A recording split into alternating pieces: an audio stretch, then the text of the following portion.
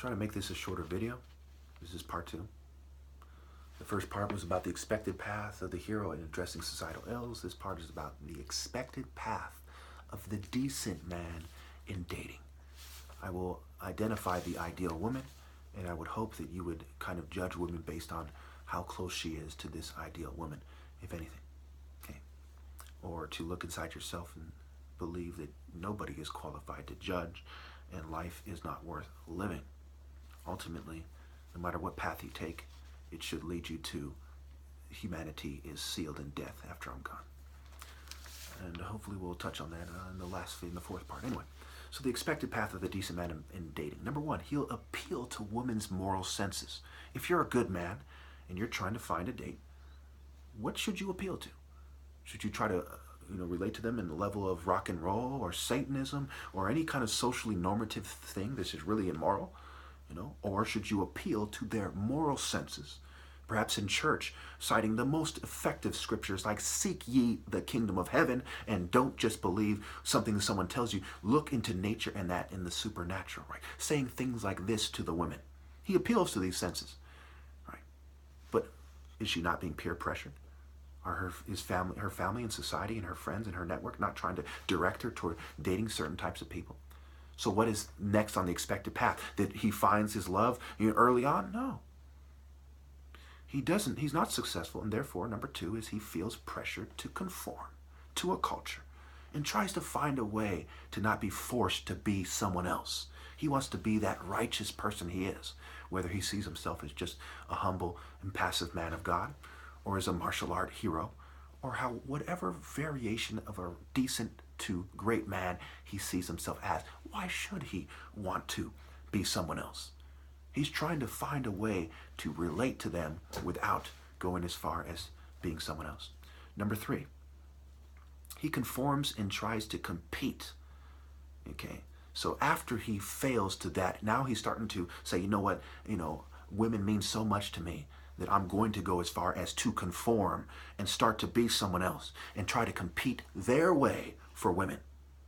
On social media is a good example, right? With our profiles, people and dating sites, right? Are we not competing with each other for the few kind of receptive, attractive women to men who are less than rich when you're less than rich? Are not competing with a bunch of rich guys and other guys? So now, and how do you compete? Now you're forced to kind of say to yourself, hey, I can't truly appeal to her moral senses, especially not on the platform of social media. I'm going to have to start to appeal to her desire to have fun and to think that I'm safe and cool and handsome and well off, and that it's a good idea to date me for whatever reason. This is conformity. This is starting to become someone that the social and psychological construct is trying to direct us to being. And it inevitably leads to putting us beneath other people in certain cultures and the idea of settling. Okay, so number 4 is the cultural hierarchies become more apparent and pressure to settle while feeling a strong pull to satisfy intimacy needs hits. Okay, this is a very dangerous part because now you're saying, hey, I'm being put beneath these guys. Let me just settle for the unattractive woman. Let me settle for a prostitute. Let me risk being catfished.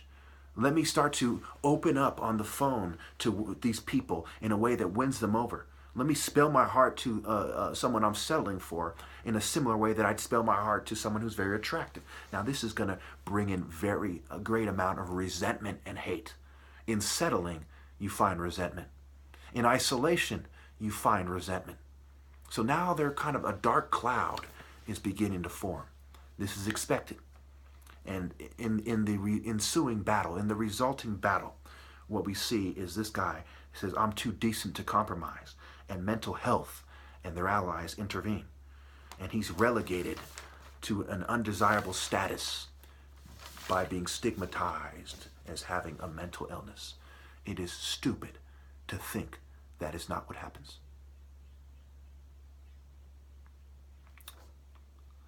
So let us define what women should have been doing during this process. The wise, single, attractive, insightful, religious virgin is who I am here for first and foremost. That is who the bread of heaven is for. Okay. In the absence of a martial art order. Okay, what's the next best thing? It is that. So the order now is this guy the wise, attractive, insightful, religious virgin, and then the warriors who stand with him, male and female, what have you. Okay. Why must it be this? Because I haven't been training anybody. It would have been me, the warriors, and then the women, right? And then their women, right? Me, my women, the warriors, and their women, and everyone else. Okay, the martial artists I've trained. But now in the absence of that, it's kind of, it's the masses of wise, single, attractive, insightful religious women who show up. But of course, they're not expected to show up. It goes back to the expected paths that I'm describing. Watch this series several times. Take notes. Take notes. Don't get a pen and paper now. Pause it. Start the other video over and take notes. And then come back to this video. Okay. Ver means man. Masculinity. The spirit of masculinity is the true idea within. It's not the sun, it is the Spirit of God, which is the strength of the sun that marshals things. Okay, and that's just one form of the application of the Spirit. That is the message that he's using to communicate to us what we're here for, why we're here, and when we should die, and so on and so forth. Virtue, virgin, virility. Yes, these things are connected, and they're relative to the masculine spirit marshaling of man through the top martial artist. They are looking for the ugly duckling, and so should the ideal woman. In a world where there's a worldly order, where people are concerned with contrast, and they sabotage each other to achieve the most desirable positions from a worldly perspective in society. Yes, the hero is not going to have the assistance he needs. He's going to be seen as the ugly duckling instead of the young swan. That's what the ugly duckling effect is. Why is he seen as an ugly duckling and not a young swan? Because ducks are the social order. Glorified, red-eyed, rapacious, ravenous, despicable ducks are the social order. This also has everything to do with the ugly puppy, that is Ra cubs, the leopard's cubs, Jacob's ladder, Ra cubs ladder. There is no moon deity in the temple of Ra. There is only the leopard and the bull. The bull is the worldly bully.